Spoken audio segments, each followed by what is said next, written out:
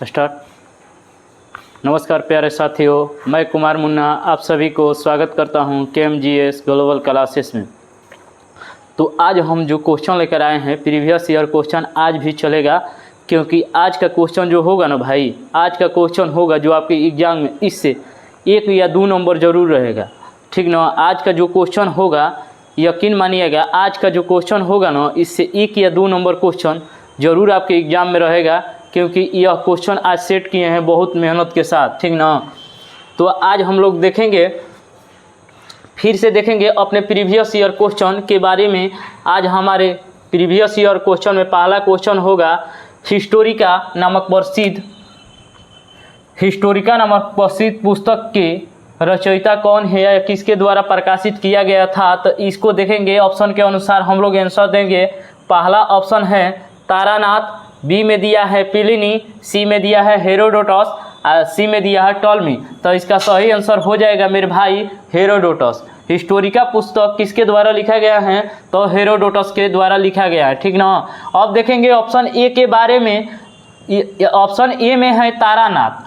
तारानाथ द्वारा भी एक पुस्तक लिखा गया है जिसका नाम है कयंतर और तयंतर। कयंतर और तयंतर किसके द्वारा लिखा गया है? तो तारानाथ के द्वारा है। मोस्ट VVI क्वेश्चन है, क्योंकि यह क्वेश्चन पूछता है, बार बार एग्जाम में पूछता है, जिसके चलते हम इस क्वेश्चन को इसमें ऐड किए हैं। ठीक ना, अब देखेंगे नेचुरल हिस्ट्री के बारे में। सभी लोग को पता होगा किसके द्वारा यह रचित है? तो प्लिनी के द्वारा रचित यह पुस्तक है नेचुरल हिस्ट्री। यह एग्जाम में गर्दा कर दिया है, कोई एग्जाम में भी आ गया है। ठीक ना, हाईलाइटेड क्वेश्चन हो गया है कयंतर और तयंतर और नेचुरल हिस्ट्री। तो सभी को पता है कि एग्जाम में एकदम बार बार गर्दा उड़ाया हुआ है। ठीक ना, आप देखेंगे भारत के भूगोल पुस्तक के लेखक के हो तो क्लॉडियन टॉलमी। इनका पूरा नाम है क्लॉडियन टॉलमी। इसको टॉलमी से ही याद रखेंगे। भारत के भूगोल पुस्तक किसने लिखा है? तो भारत के भूगोल पुस्तक के लेखक क्लॉडियन टॉलमी हैं। अब देखेंगे नेक्स्ट क्वेश्चन, मार्ले मिंटो सुधार कब आया था? मार्ले मिंटो सुधार एक अधिनियम था, वो कब आया था? तो 1909। मार्ले मिंटो कब आया था? तो 1909 ईस्वी में आया था। ऑप्शन बी में क्या दिया है? 1909 ईस्वी में। अब ऑप्शन ए के बारे में देखेंगे। 1906 में एक महत्वपूर्ण घटना हुआ था, उसको जानते हैं मुस्लिम लीग। मुस्लिम लीग की स्थापना पूछता है कब हुआ था? तो 1906 ईस्वी में हुआ था। ठीक ना, कब हुआ था? 1906 ईस्वी में हुआ था। 1915 ऑप्शन सी के बारे में देखेंगे। 1915 में महात्मा गांधी जो कि दक्षिण अफ्रीका से भारत लौटे थे, कब लौटे थे? तो 1915 ईस्वी में लौटे थे। ठीक ना, अब देखेंगे, और 1915 ईस्वी में लौटे थे तो 9 जनवरी को लौटे थे। 9 जनवरी को हम लोग प्रवासी भारतीय दिवस मनाते हैं। कब मनाते हैं? तो 9 जनवरी को हम लोग प्रवासी भारतीय दिवस के रूप में मनाते हैं। ठीक ना, अब देखेंगे 1919 में महत्वपूर्ण घटना हुआ था। ठीक ना, महत्वपूर्ण घटना के मतलब दिल दहला देने वाली घटना हुआ था। और भारत में इस घटना का सबसे महत्वपूर्ण घटना आज देखेंगे 1919 के जलियांवाला बाग हत्याकांड। जलियांवाला बाग हत्याकांड कब हुआ था? तो 13 अप्रैल 1919 ईस्वी को हुआ था। कहाँ हुआ था? तो अमृतसर पंजाब में हुआ था। कहाँ? जली नामक आदमी का ज़मीन था, जहाँ एक सभा बुलाया गया था जिसमें सैफुद्दीन किचलू और सत्यपाल मलिक के मतलब गिरफ्तारी के विरोध में किया गया था कि उसको वापस कीजिए। ठीक ना, अंग्रेजों द्वारा सैफुद्दीन किचलू और सत्यपाल मलिक को जब गिरफ्तार किया गया था तो उसको छुड़ाने के लिए एक सभा बैठी थी, जिसको जलियांवाला बाग हत्याकांड के नाम से जानते हैं। जनरल ओ डायर ने आदेश दिया, अंधाधुंध गोली चलाई, जिसमें हमारे निर्दोष भाई लगभग 1000 से अधिक की मृत्यु हो गया था। ठीक ना, अब देखेंगे रॉलेट एक्ट के बारे में। 1919 ईस्वी में हुआ था। इसे काला कानून के नाम से भी जाना जाता है। इसमें क्या हुआ था कि शक के आधार पर, मान लीजिए हमारे पास शक हो गया किसी को कि यह मतलब कोई कांड किया है। ठीक ना, मतलब चेहरा देखकर शक किया जाता था कि ये भी उस कोई हत्या के बारे में या साजिश के रूप में ये भी शामिल है, तो उसको गिरफ्तार कर लिया गया था। गिरफ्तार कर लिया जाता था। और इसलिए इस कानून को काला कानून के नाम से जाना गया। ठीक ना, क्योंकि भारत के महत्वपूर्ण नेताओं जो कि आंदोलन करते थे उस सभी को इस एक्ट के तहत गिरफ्तार किया जाता था। ठीक ना, इसलिए इसे कहा गया काला कानून, ठीक ना। रॉलेट एक्ट को क्या कहा गया? काला कानून के नाम से भी जाना जाने लगा, ठीक ना। अब देखेंगे सती प्रथा। सती प्रथा का उन्मूलन किसके सहयोग से हुआ था? तो देखेंगे ऑप्शन ए में दिया है राजा राम मोहन राय, बी में दिया है दयानंद सरस्वती, सी में दिया है ईश्वर चंद्र विद्यासागर और डी में दिया है शिव नारायण अग्निहोत्री, ठीक ना। क्या दिया है? पहला में दिया है राजा राम मोहन राय, तो यह सही आंसर होगा राजा राम मोहन राय ही होगा, ठीक ना। अब देखेंगे पहला ऑप्शन में राजा राम मोहन राय दिया है, तो इसके बारे में हम लोग देखेंगे आज। क्या देखेंगे? सभी ऑप्शन का आज होगा पोस्टमार्टम, ठीक ना, क्योंकि हर क्वेश्चन से 3 या 4 हर ऑप्शन से 3 या 4 क्वेश्चन बनेगा, ठीक ना। अब महत्वपूर्ण क्वेश्चन बनेगा, हर एग्जाम में इससे क्वेश्चन आएगा। आज का जो क्वेश्चन होगा हर एग्जाम में इससे नंबर आएगा, हर एग्जाम में, कोई भी एग्जाम हो, ठीक ना। देखेंगे राजा राम मोहन राय के बारे में, इसे क्या कहा जाता है? आधुनिक भारत के पुनर्जागरण के पिता कहा जाता है। पूछा जाता है क्वेश्चन कि आधुनिक भारत के पुनर्जागरण के पिता किसे कहा जाता है? तो राजा राम मोहन राय को कहा जाता है। किसको कहा जाता है? राजा राम मोहन राय को कहा जाता है, ठीक ना। इसने 1828 ईस्वी में ब्राह्मण साम्राज्य की स्थापना किया था। किसने? राजा राम मोहन राय ने किया था। वहीं पूछेगा आत्मीय सभा की स्थापना किसने किया था? तो राजा राम मोहन राय ने किया था। कब किया था? 1815 ईस्वी में किया था। कब किया था? तो राजा राम मोहन राय से इतना क्वेश्चन बना। पहले तो सती प्रथा का उन्मूलन किसने किया था? तो राजा राम मोहन राय। इसे आधुनिक भारत पुनर्जागरण के पिता कहा जाता है। इसने 1828 ईस्वी में ब्राह्मण साम्राज्य की स्थापना किया था और 1815 ईस्वी में आत्मीय सभा की स्थापना किया था। अब देखेंगे ऑप्शन बी के बारे में, दयानंद सरस्वती के बारे में। इसने तो पहले आर्य समाज की स्थापना किया था। पूछेगा क्वेश्चन कि आर्य समाज की स्थापना किस व्यक्ति ने किया था? तो दयानंद सरस्वती ने किया था। दयानंद सरस्वती ने किया था। कब किया था? तो 1875 ईस्वी में किया था। कब किया था? 1875 ईस्वी में। इसके बचपन का नाम पूछेगा, दयानंद सरस्वती के बचपन के नाम क्या था? तो मूलशंकर था। क्या था? मूलशंकर था दयानंद सरस्वती के बचपन के नाम। वहीं पूछेगा इनका नारा क्या था, ठीक ना। एक नारा दिए थे जो कि लोकप्रिय था, महत्वपूर्ण था, अति महत्वपूर्ण था। नारा का नाम था वेदों की ओर लौटो। पूछेगा क्वेश्चन, मोस्ट वीवीआई क्वेश्चन है आज का कि वेदों की ओर लौटो नारा किसने दिया था? तो स्वामी दयानंद सरस्वती ने दिया था, ठीक ना। किसने दिया था? स्वामी दयानंद सरस्वती ने दिया था। अब देखेंगे ऑप्शन सी के बारे में, ईश्वर चंद्र विद्यासागर के बारे में। पूछेगा पहला यहाँ से क्वेश्चन कि इनके बचपन के नाम क्या था? तो ईश्वर चंद्र था, लेकिन बाद में ईश्वर चंद्र बंदोपाध्याय इसका नाम था, बचपन के था। किसका नाम था? ईश्वर चंद्र बंदोपाध्याय किसका नाम था? तो ईश्वर चंद्र विद्यासागर के बचपन के नाम था, ठीक ना। अब देखेंगे विधवा पुनर्विवाह पारित किसने किया था? तो ईश्वर चंद्र विद्यासागर के समय हुआ था, 1856 ईस्वी में किए थे। इसके पुस्तक के क्या नाम है? पूछेगा कि ईश्वर चंद्र विद्यासागर के पुस्तक के एक नाम बताइए। तो सोम प्रकाश था। क्या था? सोम प्रकाश था ईश्वर चंद्र विद्यासागर के पुस्तक के नाम। अब देखेंगे सती प्रथा। सती प्रथा का अंत हुआ था, तो पूछ देगा कि किस अभिलेख में मिलता है सती प्रथा का वर्णन? तो एरण अभिलेख में मिलता है। किस में मिलता है? सती प्रथा का अंत किस में मिलता है? एरण अभिलेख। पूछेगा एरण अभिलेख किससे संबंधित है? तो भानुगुप्त से संबंधित है। भानुगुप्त के एरण अभिलेख में क्या मिलता है? सती प्रथा का वर्णन मिलता है। किस में? भानुगुप्त के एरण अभिलेख में, ठीक ना। तो ये था सती प्रथा। सती प्रथा से इतना क्वेश्चन बना था, ठीक ना। हर ऑप्शन से क्वेश्चन, फैक्ट इतना है ना कि हर एग्जाम में इससे क्वेश्चन आएगा, हर एग्जाम में क्वेश्चन फंसेगा, एकदम फंसेगा। अब देखेंगे नेक्स्ट क्वेश्चन ताजमहल के बारे में देखेंगे। ताजमहल का आज करेंगे हम लोग पोस्टमार्टम, क्योंकि ताजमहल से कोई भी क्वेश्चन आएगा छूटेगा नहीं, ठीक ना। ताजमहल से जो भी क्वेश्चन होगा आज हम इसमें सभी को ऐड कर दिए हैं, हाईलाइटेड क्वेश्चन। ताजमहल के लिए पत्थर कहाँ से लाया गया था? पूछेगा जब हम लोग हमारे भारत देश में जो ताजमहल है, यूपी में ताजमहल है, उसको बनाने के लिए पत्थर कहाँ से लाया गया था? तो देखेंगे ऑप्शन ऑप्शन ए में दिया है अम्बेर, बी में दिया है चुनार, और सी में दिया है कासरगढ़, और डी में दिया है मकरान। तो इसका सही आंसर हो जाएगा मकराना हो जाएगा। क्या हो जाएगा? मकराना हो जाएगा। ताजमहल जो बना है वो पत्थर कहाँ से आया है? तो मकराना से आया है। कहाँ से? मकराना से आया है, ठीक ना, मकराना से आया है। अब देखेंगे यह ताजमहल था जो किसके याद में बना था? तो बेगम मुमताज के महल में बना था। किसके याद में बना था? तो बेगम मुमताज के याद में बना था। और इसको बनाने वाला कौन था? तो शाहजहां था। किसने था? शाहजहां था, इसकी बीबी थी। उस समय का प्यार इतना था कि अपने बीबी के चक्कर में ताजमहल का निर्माण कर दिया। आज का प्यार भगवान भरोसा चल रहा है, आज है कल नहीं रहेगा, उड़ जाएगा। तो पूछेगा यहाँ से क्वेश्चन कि ताजमहल किसके याद में बना था? तो बेगम मुमताज की याद में बना था। और इसको बनाने वाला शासक कौन था? तो शाहजहां था। इसका मुख्य कलाकार पूछेगा। मोस्ट वीवीआई क्वेश्चन है, यह बार बार पूछता है।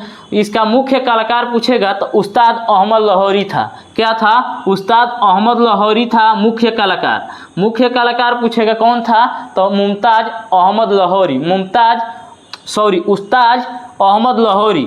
मुमताज के याद में बना था ताजमहल, ठीक ना। इसके रूपरेखा किसने तैयार किया था? ताजमहल बनाने से पहले इसका रूपरेखा किसने तैयार किया था? तो उस्ताद ईसा खां। खीस में ईसा खां ने ताजमहल का रूपरेखा तैयार कर दिया, ठीक ना। तो उस्ताद ईसा खां क्या किया था? ताजमहल के रूपरेखा तैयार किया था, ठीक ना। तो ताजमहल से मोस्ट वीवीआई क्वेश्चन था, इससे ज़्यादा नहीं पूछता है ताजमहल से, ठीक ना। जो यूपी में ताजमहल है इससे ज़्यादा क्वेश्चन नहीं पूछता है, ठीक ना। अब देखेंगे नेक्स्ट क्वेश्चन, देखेंगे इटली ने आक्रमण कर किस देश को जीता था? जो इटली छोटा सा देश है वो आक्रमण करके एक देश को जीत लिया था, उसके बारे में हम लोग देखेंगे और उसका भी हम लोग पोस्टमार्टम करेंगे। ऐसा करेंगे कि एग्जाम में नंबर भी मिलेगा, ठीक ना। हर एग्जाम में नंबर मिलेगा। आज का धुआंधार सेशन है, ठीक ना। धुआंधार क्या? लाजवाब, जिंदाबाद, जितना कहे उतना कम है, ठीक ना। इटली ने आक्रमण कर किस देश को जीता था? तो ऑप्शन ए में दिया है इरिट्रिया, बी में दिया है सोमालिया, और सी में दिया है मोरक्को। क्या दिया है? सी में दिया है मोरक्को, और डी में दिया है, डी में क्या दिया? अब्सिनिया दिया है। अब्सिनिया दिया है। डी में क्या दिया है? अब्सिनिया। ऑप्शन ए में दिया है इरिट्रिया, बी में दिया है सोमालिया, और सी में दिया है मोरक्को, और डी में दिया है अब्सिनिया। तो इसका सही आंसर क्या हो जाएगा? मोरक्को हो जाएगा। क्या हो जाएगा? मोरक्को। मोरक्को को आज करेंगे हम लोग पोस्टमार्टम, ठीक ना। पहले तो पूछेगा यहाँ से क्वेश्चन कि मोरक्को की राजधानी कहाँ है? मोरक्को की राजधानी हो जाएगा मेरे भाई राबात हो जाएगा। क्या हो जाएगा? राबात। मोरक्को की राजधानी कहाँ है? राबात, ठीक ना। यहाँ से एक यात्री आया था, भारत एक यात्री आया था, जो कि मोस्ट वीवीआई क्वेश्चन है, एग्जाम में पूछता है। इब्न बतूता का नाम आप लोग सुने होंगे। इब्न बतूता कहाँ का था? तो मोरक्को देश के निवासी था। यह भारत कब आया था? तो 1333 ईस्वी में आया था। 1333 ईस्वी में आया था दिल्ली सल्तनत में। कब आया था? दिल्ली सल्तनत में इब्न बतूता नामक यात्री कब आया था? तो 1333 ईस्वी में। यह कहाँ के निवासी था? तो मोरक्को के निवासी था। यहाँ से क्वेश्चन पूछता है कि मोरक्को की राजधानी कहाँ है? राबात है, ठीक ना, राबात है। अब देखेंगे ऑप्शन ए के बारे में, इरिट्रिया के बारे में। इरिट्रिया में इतना लिंगा अनुपात अधिक है कि वहाँ अनिवार्य है 3 शादी तो मैक्सिमम की 3 शादी तो मिनिमम करना है, हर पुरुष को 3 शादी करना है वहाँ पर। अब भारत में लिंगानुपात कम है, ठीक ना, कम है, यहाँ पर बहुत कम है, ठीक ना। यहाँ पर एक पर कई गो मतलब चलता रहता है, ठीक ना। इरिट्रिया के बारे में देखेंगे। इरिट्रिया की राजधानी पूछेगा, पहले तो यहाँ से क्वेश्चन पूछेगा इरिट्रिया की राजधानी कहाँ है? अस्मारा है। इरिट्रिया की राजधानी कहाँ है? अस्मारा है। अब मुद्रा पूछेगा, नाकफा है, नाकफा झाकरी, ठीक ना। नाकफा कहाँ के मुद्रा है? इरिट्रिया की राजधानी है। यहाँ पर लिंगा अनुपात सबसे ज़्यादा है। यहाँ पर लिंगानुपात सबसे ज़्यादा है। यहाँ पर एक पुरुष को कितना शादी करना पड़ता है, मिनिमम 3 शादी करना पड़ता है, ठीक ना। अधिकतम को इतना कर सकता है क्योंकि वहाँ पर लिंगानुपात के कमी नहीं है, ठीक ना। भारत में कमी है, एक पुरुष एक शादी कर सकता है, मतलब जो होता है वो 2-3 कर सकता है अपवाद में, लेकिन यहाँ पर औसतन एक पुरुष को एक शादी ही करना पड़ता है। इरिट्रिया में ऐसा नहीं है, यहाँ पर एक पुरुष को 3 शादी करना पड़ता है। तो छोड़िए, यहाँ से क्वेश्चन पूछेगा कि इरिट्रिया की राजधानी कहाँ है, अस्मारा है, वही पूछेगा। यहाँ की मुद्रा कहाँ है, तो नाकफा है, ठीक ना। अब देखेंगे सोमालिया के राजधानी में। सोमालिया एकदम भ्रष्ट देश है क्योंकि यह डाकुओं का देश है, ठीक ना। यह बड़े बड़े जहाज़ों को लूटने में इन सबको मजा आता है, ठीक ना। कोई भी शिप आएगी, जहाज, पानी वाला जहाज, उसको लूट लेते हैं, ठीक ना, लूट लेते हैं। एक बार भारतों के जहाज पकड़ लिए थे, ठीक ना, भारतों के जहाज पकड़ लिए थे। तो भारत के जहाज पकड़े थे तो यहाँ से गए थे कौन कमांडो, मार्कोस कमांडो, जाकर इतना मारे कि वो सब बोला कि हमको पता नहीं था कि भारत की जहाज थी। उसी समय से भारत के जहाज पर अपना प्यारा सा तिरंगा हमेशा लगा रहता है, जिसके चलते देखकर वो सब भारत के जहाज को नहीं छोड़ता है ना। तो देखेंगे सोमालिया के बारे में। सोमालिया के पहले राजधानी हो जाएगा मोगादिशु। क्या हो जाएगा, मोगादिशु। सोमालिया की राजधानी क्या हो जाएगा, मोगादिशु हो जाएगा। यहाँ क्या मुद्रा क्या हो जाएगा, दिरहम हो जाएगा। क्या हो जाएगा, दिरहम हो जाएगा, ठीक ना। सोमालिया की राजधानी कहाँ है, मोगादिशु। यहाँ के मुद्रा कहाँ है, दिहरम है। यहाँ के मुद्रा कहाँ है, दिहरम। राजधानी कहाँ है, मोगादिशु। एग्जाम में राज्य और राजधानी पूछ रहा है, मुद्रा भी पूछ रहा है, इसलिए ले लेते हैं हम, ठीक ना। आज का मोस्ट वीवीआई क्वेश्चन, पूरा सेशन के मोस्ट वीवीआई क्वेश्चन, इस पर डबल स्टार लगाइए और इसको याद करना एकदम अनिवार्य है। क्या है, एकदम अनिवार्य है, ठीक ना। इसको याद करना एकदम अनिवार्य है। Horn of Africa, horn of Africa में पूछेगा कितने देश आते हैं। तो इस तरह मतलब ऑप्शन के अनुसार देखेंगे, अगर उसमें 4, 3, 2 और 1 रहेगा तो मारेंगे हम लोग कितना, 4 मारेंगे। कितना मारेंगे देश, 4। और पूछ देता है कभी कभी चारों देश का नाम क्या है, पूछेगा। हॉर्न ऑफ अफ्रीका में 4 देश हैं, इसमें से कौन सा देश नहीं है। तो अगर याद रहेगा तब तो मारेंगे हम लोग आंसर।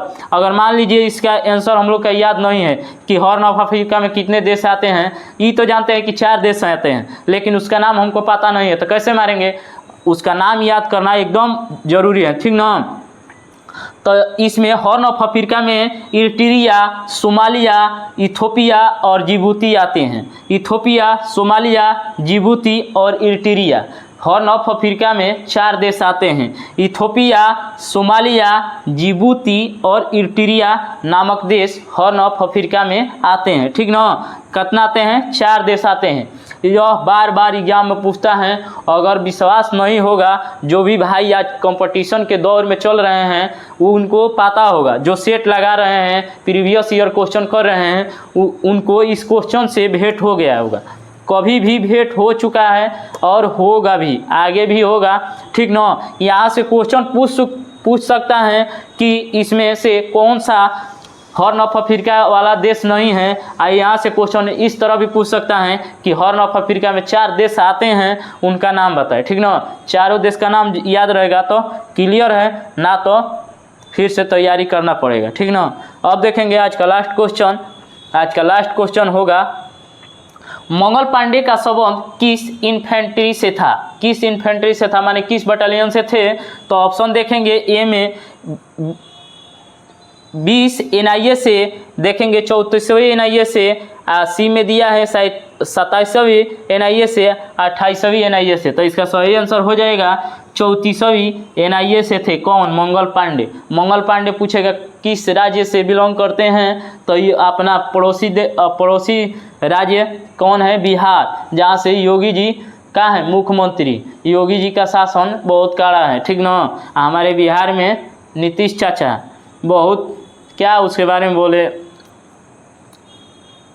तो देखेंगे आज का हम लोग का क्वेश्चन क्या है, पूछेगा मंगल पांडे किस बटालियन से थे या किस इन्फेंट्री से थे। तो 34वीं NIA से थे, ठीक ना, NIA से थे। पूछेगा पहले तो यहाँ से क्वेश्चन पूछेगा कि मंगल पांडे किस आंदोलन से सबसे विख्यात थे? तब पलासी के युद्ध से संबंधित थे।